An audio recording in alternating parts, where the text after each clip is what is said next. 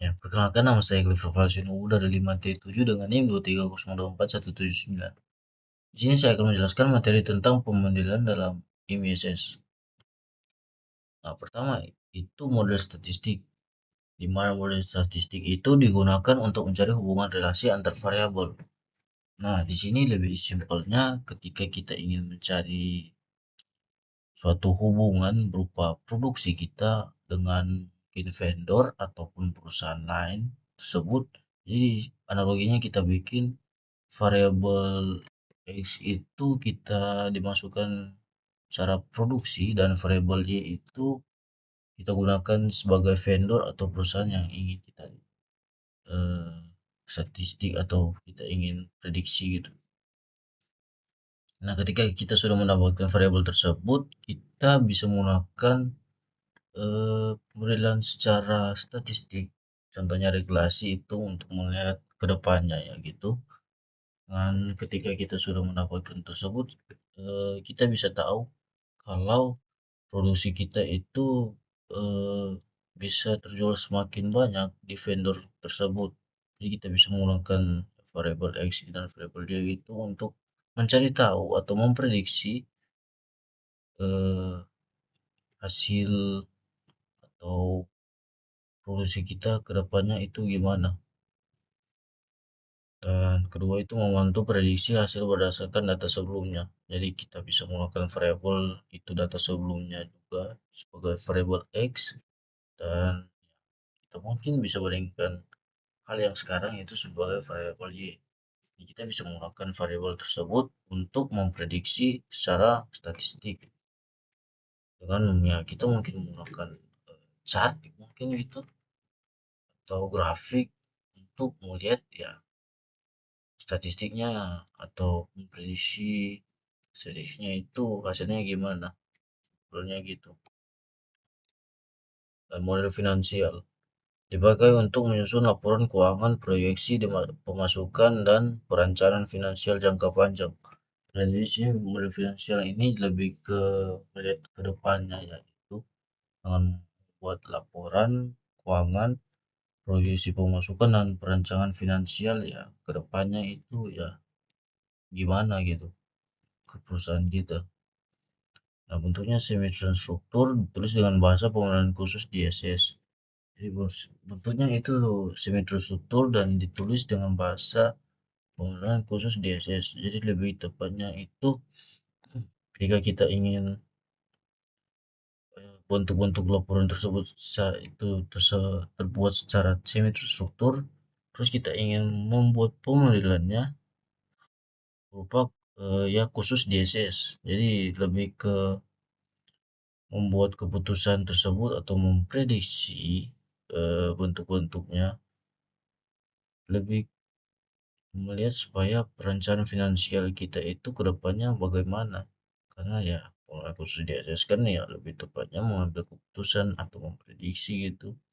Jadi ya kita ingin mengetahui hasil finansial kita itu secara jangka panjangnya itu gimana. Apakah produksi kita naik secara 10% atau gimana ya. Penting sekali ini. Dan membantu organisasi dalam mendapat keuangan dari berbagai keputusan. Dan saya bilang tadi itu bisa membuat pemodelan untuk melihat ke depan jangka panjangnya itu atau dampak keuangannya itu dia bagaimana. Sekarang model optimasi bertujuan mencari solusi terbaik dari berbagai alternatif. Jadi dia lebih sebenarnya mencari solusi-solusi yang kita ciptakan atau sudah ada dan melihat apakah ini sebagai alternatif yang terbaik bagi perusahaan kita atau mungkin ya alternatifnya tidak sesuai dengan perusahaan kita tapi solusinya ya masuk. Dan biasanya melakukan pendekatan linear programming (LP) atau teknik manajemen CNC dan juga membantu menentukan pilihan optimal dengan keterbatasan sumber daya, biaya, waktu dan tenaga, dan lain-lain. Nah, aspek dalam pemodelian pertama itu identifikasi masalah dan analisis lingkungan. Nah, pertama dalam aspek dalam pemodelian itu kita harus mengidentifikasi masalah tersebut dan analisis lingkungan perusahaan kita tersebut.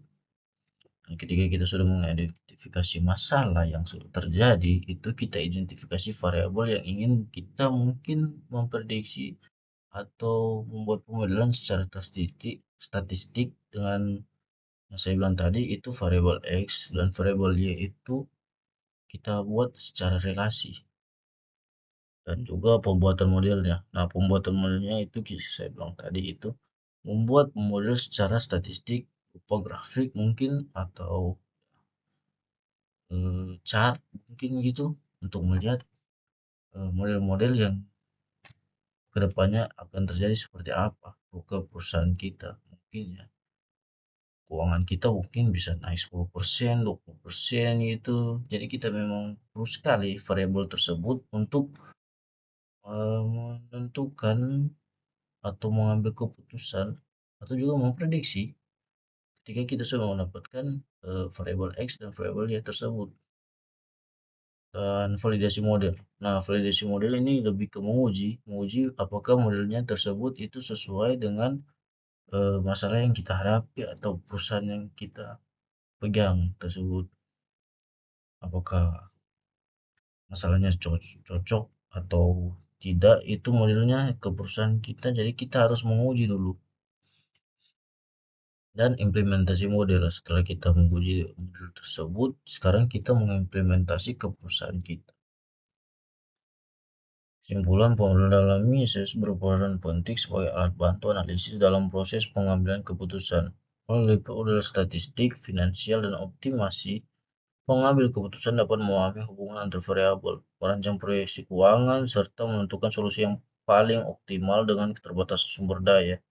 Keberhasilan pemodelan sangat bergantung pada identifikasi masalah yang tepat, pemilihan variabel yang relevan, serta validasi model agar sesuai dengan kondisi nyata. Dengan penerapan yang baik, pemodelan membantu menghasilkan keputusan yang lebih rasional, efektif, dan dapat dipertanggungjawabkan. Jadi cukup itu saja dari saya. Mohon maaf jika ada kata-kata yang salah ucapkan, dan terima kasih.